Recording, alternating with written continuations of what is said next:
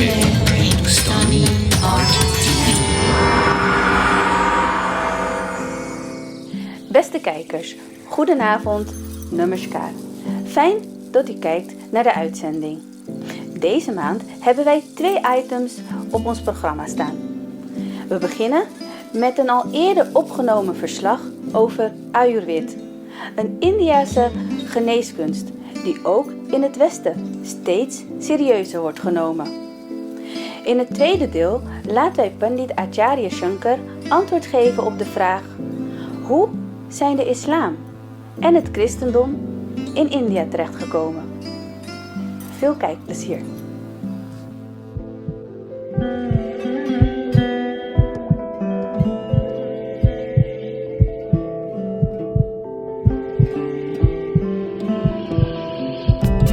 Ayurveda is de oudste geneeskunst van de mensheid. Hindustani Art TV werd uitgenodigd om in de Premdani Ayurveda kliniek in Oost enkele vooraanstaande geleerden en artsen te ontmoeten en te spreken. De groep was naar Nederland gekomen om deel te nemen aan het 3e internationale Ayurveda-congres in Den Haag. Wij hadden een gesprek met 2 exponenten van deze geneeskunst uit het oude India. I came here to visit the Premdani Ayurvedic centers. Purpose of visit, we have a collaboration with the Premdani institutes about the student exchange programs, about the faculty exchange programs, about conducting workshop conferences. So 1 year before, we have collaboration of Maharashtra University of Health Sciences with Premdani Ayurvedic Center, Netherlands. And as part of collaborations, we have organized one activity here as an international conference on Ayurveda. And various experts in the field of Ayurveda that they gather here and we have interactions amongst us about the exploration of Ayurveda at the global levels. So the purpose of my visit here to Netherlands is that I'm actually participating and I'm a speaker at the 3rd International Ayurveda Day conference in The Hague in Netherlands. My other purpose for the visit is also to work with Dr. Etienne Premdani at the Premdani Ayurveda Clinic, because we are now reviving the Ayurveda College in Netherlands, and so to build that curriculum and the training program, that is my other purpose. So this is why we have got the registrar of the Maharashtra University, Dr. Kalidas, who you might have heard from before, who monitors this, and he is an international coordinator for the promotion of Ayurveda and Ayurvedic medicine training around the world for Government of India. So that's why we are very privileged to have him. And the other purpose was to meet these people and work with them, talk to them, and make an action plan. The longer term aim and goal is to campaign for the recognition of Ayurvedic doctors trained in India or in UK and abroad, and get recognition for Ayurvedic training in Europe and UK, because that does not exist now. So an Indian qualified Ayurvedic doctor, BSM, MD, highly qualified, highly skilled, cannot practice in these countries. So this is government policy. So this is what we are trying to change with the help of the Indian government and with the drive by the present Prime Minister of India, Shri Narendra Modi ji Sahib. And as a background to this, why me? Why am I doing this? Is that my wife was the first Ayurvedic doctor, qualified Ayurvedic doctor in UK. In 1987, we set up the first Ayurvedic and Panchakarma clinic, and as an authentic one. And since then we have done multiple workshops and things to promote Ayurveda, to teach Ayurveda along with then other colleagues as well. And basically Ayurveda is the Indian ancient science, and there are many things that they are useful for the treatment of the patient. As far as the treatment is concerned, there is a difference between the modern medicines and the Ayurvedic medicines. In allopathy, just there is a treatment, physical treatment, treatment in the sense physical treatment. But if you think in the sense of Ayurveda, as body and mind are not separated with each other. If body affect, mind will affect. If mind affect, body will affect. It means that body and mind are interlinked with each other. There is no watertight separation between body and mind. And if you see the principle of Ayurveda, that it will treat both body and mind. That's why in coming years or now, the knowledge of Ayurvedic medicines that is exploring at the global level. We can think, really, are you healthy? Next slide. Ayurveda has mentioned it beautifully, the three pillars, that is Ahara, Vihara and Nidra. That means Ahara is diet, Vihara is our lifestyle and Nidra is sleep.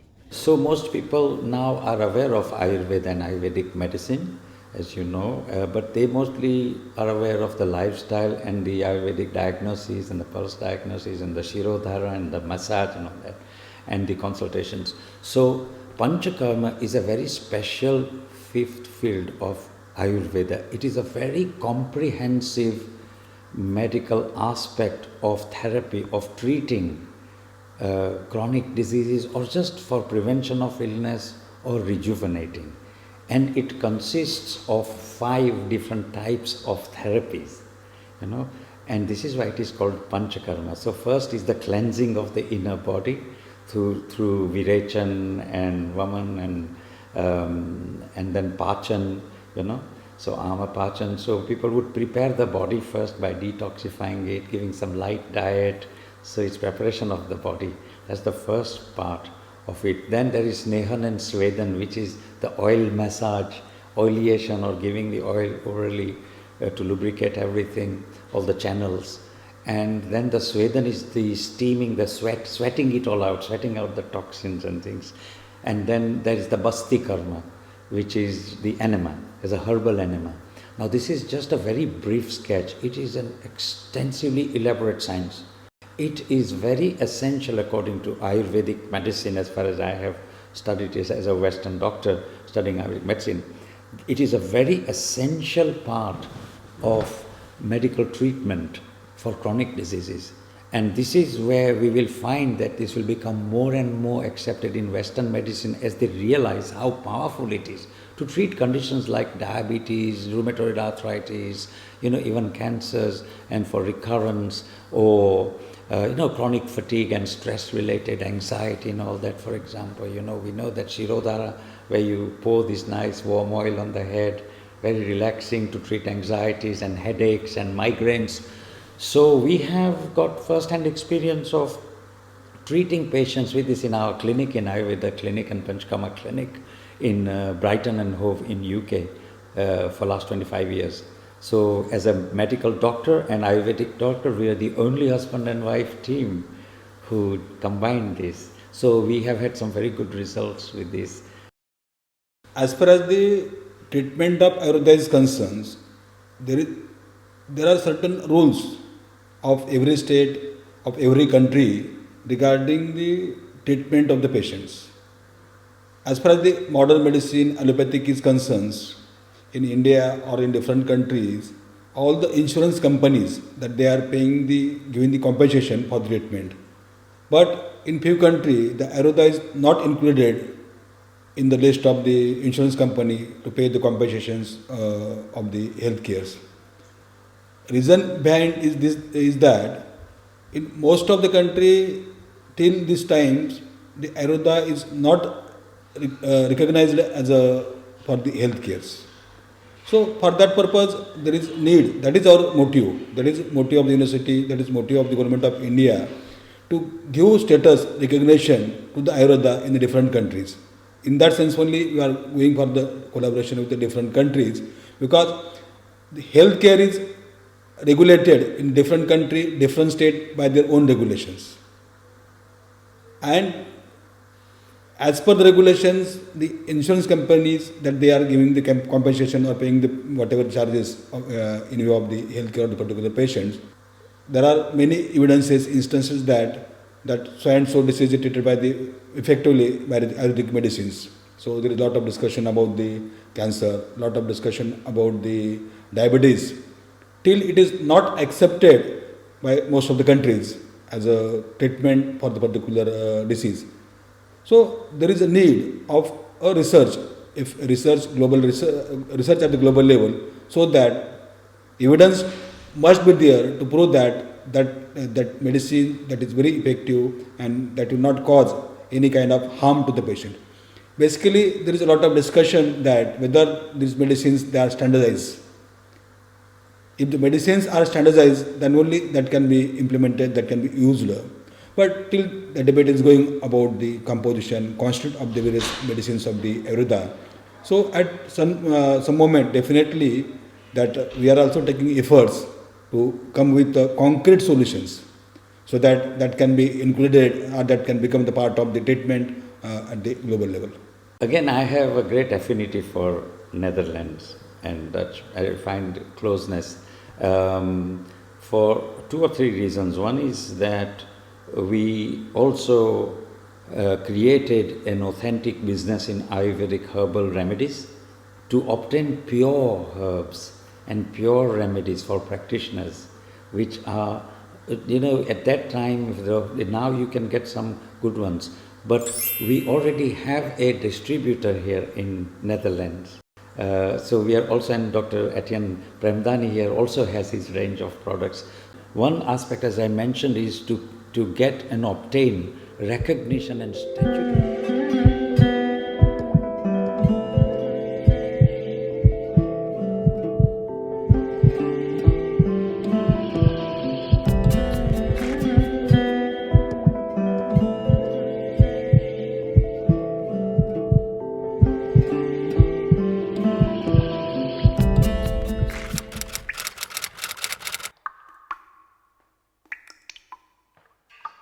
सवाल है कि भारत में Christianity आई, Christian religion आया, धर्म नहीं कहूँगा क्योंकि धर्म नहीं रिलीजन है। इस्लाम भारत में आया, यह भी रिलीजन है, मजहब है, धर्म नहीं। लेकिन यह जो क्रिश्चियनिटी या इस्लाम भारत में पहुँचा, यह रिलीजन के नाम पर नहीं पहुँचा, ये मजहब के नाम पर, इस्लाम मजहब के नाम पर भारत नहीं पहुंचा, क्रिश्चियनिटी मजहब के नाम पर नहीं पहुंचा। आज तक भारत में कोई अपनी रिलीजन का प्रचार करने के लिए आज भी कोई नहीं गया है। धर्म के प्रचारक जब भी गए हैं वो भारत से दुनिया के देशों में गए हैं। बहुत कड़ी बात है, चोट लगेगी लेकिन सच्चाई है, सुनिए। अगर आप मेरे विरोध में बोलना चाहते हैं तो बोल सकते हैं, मैं अपने विरोध में बोलने वालों का सम्मान करता हूं। अरब से जो इस्लाम के नाम पर आए वो लुटेरे, चोर, अत्याचारी और बर्बर थे। सन 712 से लेकर के आज तक यही इतिहास है। मोहम्मद बिन कासिम आया, भारत को लूटा, औरतों पर अत्याचार किया, औरतों का बलात्कार किया, धन को लूटा। कोई मजहबी नहीं था, वो इस्लाम का प्रचार करने नहीं आया था, वह लुटेरा था। पूरा इतिहास पढ़ लीजिए। सन 712 में मोहम्मद बिन कासिम पहली बार आया था और उसने किसको मारा? राजा दाहिर सेन को मारा। और दाहिर सेन का इतिहास यह है, वो सिंध के राजा थे। जब मोहम्मद साहब का परिवार अरब में सताया गया तो राजा दाहिर सेन वह व्यक्ति थे जिन्होंने उनके परिवार को अपने राज्य में सुरक्षित बचाया था। मोहम्मद साहब के बच्चों को मारने के लिए मोहम्मद बिन कासिम भारत आया था, उनके परिवार को मारने के लिए, और राजा दाहिर सेन को धोखे से मारा।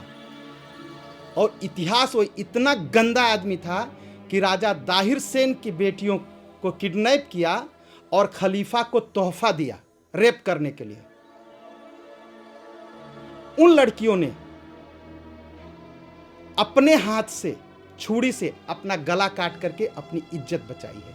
ये इतिहास की कटु सच्चाई है कि भारत में आज तक कोई धर्म प्रचारक नहीं आया।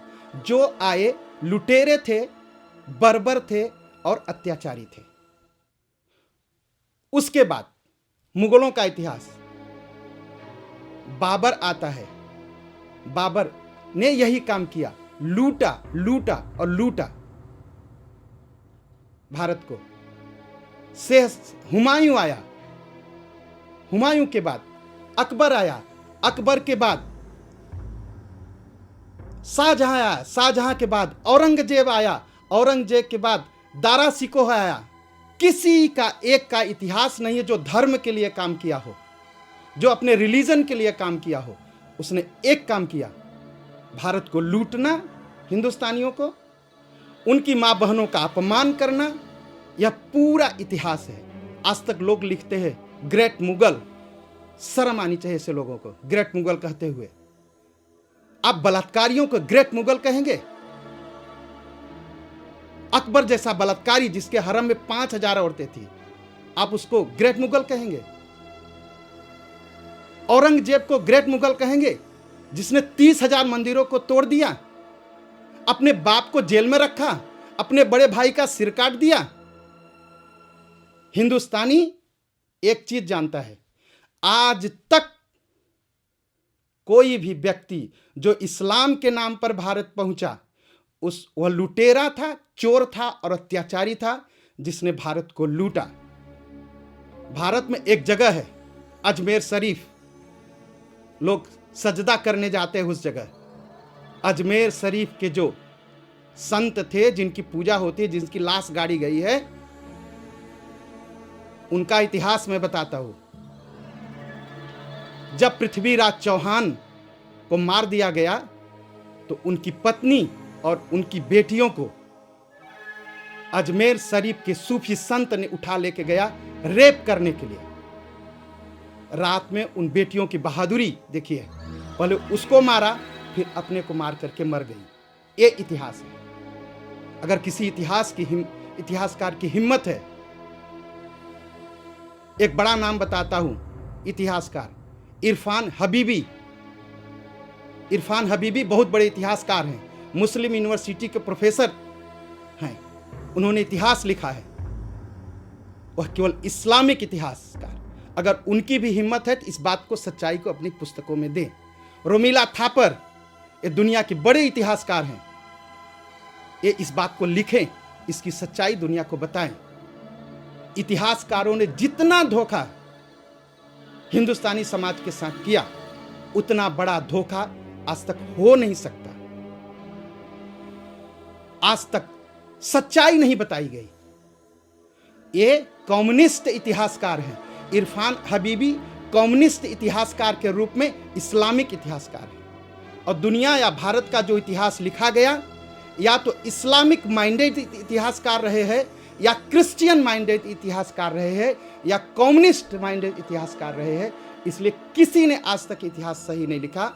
और आज तक, इसलिए कहता हूं, आज तक भारत में कोई मजहब या रिलीजन का प्रचारक भारत में आज तक नहीं आया। जो आए अत्याचारी, लुटेरे और बर्बर थे। अब क्रिश्चियनिटी का इतिहास लीजिए। सबसे पहले भारत कौन गया? यूरोप से हॉलैंड गया, डच। उसके बाद पुर्तगीज गए, उसके बाद फ्रांसीसी गए, उसके बाद एंगल्स गया। जब ये डच गया, बताफिया इनकी बोट थी, ये जब केरल के पास पहुंचे हैं, लूटना शुरू किए, तो वहां के राजा ने बड़ी पिटाई की इन सब की। इतनी पिटाई की कि इनको टैक्स लिया इनसे और कहा यहां से भाग जाओ। ये भाग करके इंडोनेशिया की तरफ चले गए। लेकिन ये इतिहास बताया नहीं जाता। आज भी राजा के म्यूजियम में वो रखी गई फोटो है कि ये टैक्स दे रहे हैं। उस राजा के डर से ये पुर्तगीज गोवा की से आगे नहीं बढ़े, वहीं रुक गए। फ्रांसीसी अंग्रेजों से हार करके भाग गए। ये कोई धर्म प्रचारक नहीं थे, ये केवल एक चीज के लिए गए थे, लूटना है, किसी तरह से लूटना है। इसलिए मैं कहता हूं, आज तक भारत में चाहे इस्लाम पहुंचा, चाहे क्रिश्चियनिटी पहुंची, रिलीजन के नाम पर नहीं पहुंची, लुटेरों का ग्रुप बना करके पहुंची। और यही सच्चाई है। एंगल्स नहीं गया था रिलीजन का प्रचार करने, एंगल्स गया था लूटने, और खूब लूटा, खूब लूटा, खूब लूटा। एक एक होफन्यूर जब इंडिया का इंग्लैंड वापस होता था तो 9 जहाज भर के सोना और सामान जाता था। ये इतिहास की सच्चाई है। तो इसलिए भारत में अगर कोई कहे कि भारत में मैं रिलीजन का प्रचार करने गया, तो उससे बड़ा झूठा कोई नहीं है। ये पूरा इतिहास आज भी ऐसा नहीं हो रहा है। जो भी जा रहा है धर्म का प्रचार, वो भारत से दुनिया के दूसरे देशों में आज भी जा रहे हैं। तो जो सवाल है कि क्रिश्चियनिटी और इस्लाम और हिंदुत्व, सर्वधर्म समभाव, सभी धर्म बराबर हैं, हम भारत के लोग इस चीज को नहीं मानेंगे और नहीं मानते। अगर कोई कहता है कि सभी धर्म बराबर हैं, तो धर्म तो बराबर है, क्योंकि धर्म एक है, वह धर्म है, वह सनातन है। ऐसा हम नहीं कह सकते कब कि था खत्म हो गया, नहीं, वो था, है और रहेगा। रिलीजन पैदा हुए हैं, कुछ दिन रहेंगे, अपनी उम्र के साथ खत्म हो जाएंगे। तो रिलीजन और धर्म जो मिक्स हो जाता है ना, ये गड़बड़ होता है। गांधी जी ने कह दिया कि सर्वधर्म समभाव, सभी धर्म बराबर हैं। आज गांधी जी होते तो मैं उनसे पूछता, आपने कुरान पढ़ी है? आपने बाइबल पढ़ी है? इतिहास पढ़ लीजिए गांधी जी का, न वो बाइबल पढ़े थे न कुरान पढ़े थे।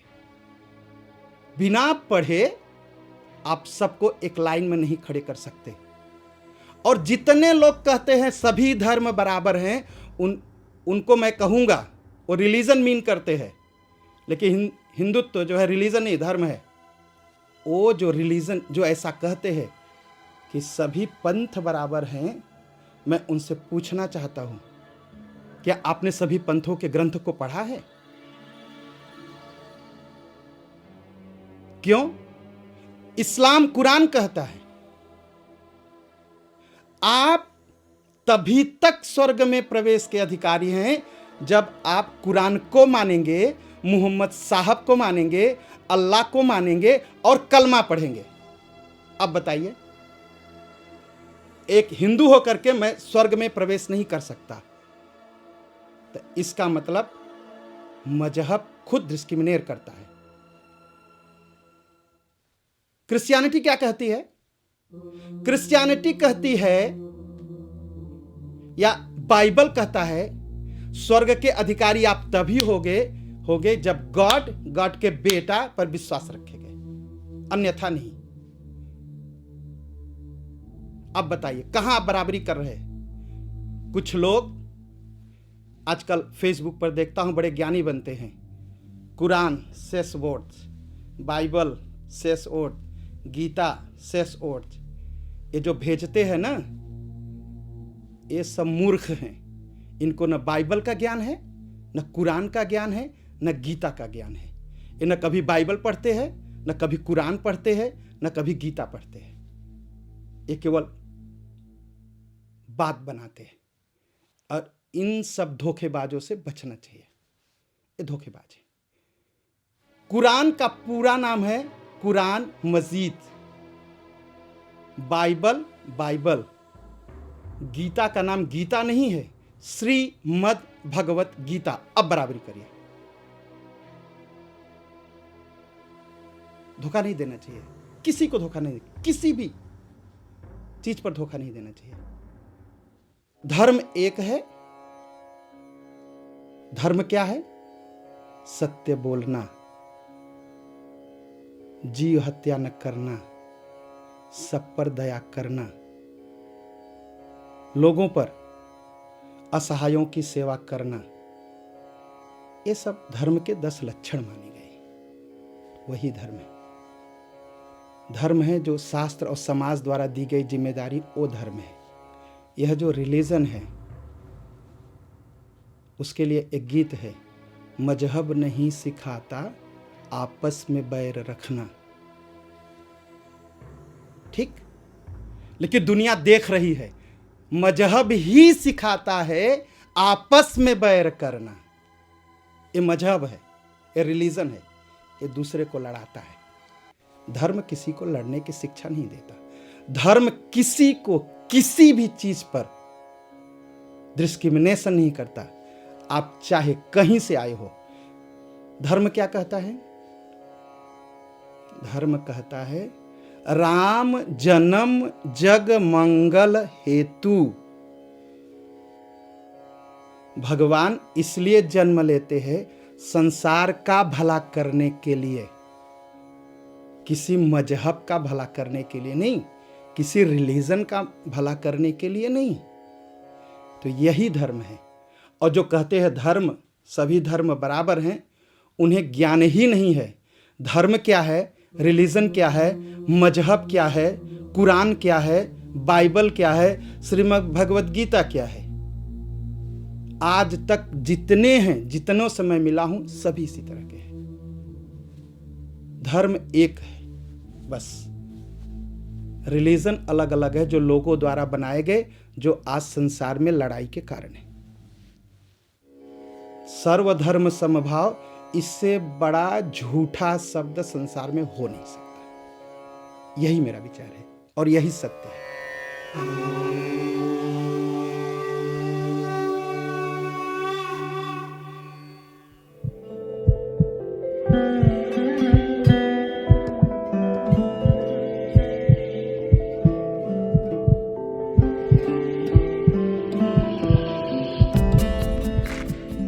U hebt gekeken naar ons Meiprogramma. Zoals gewoonlijk kunt u de uitzending hierna bekijken op onze Facebook, Instagram en YouTube kanaal. Blijf voorzichtig. Namaste.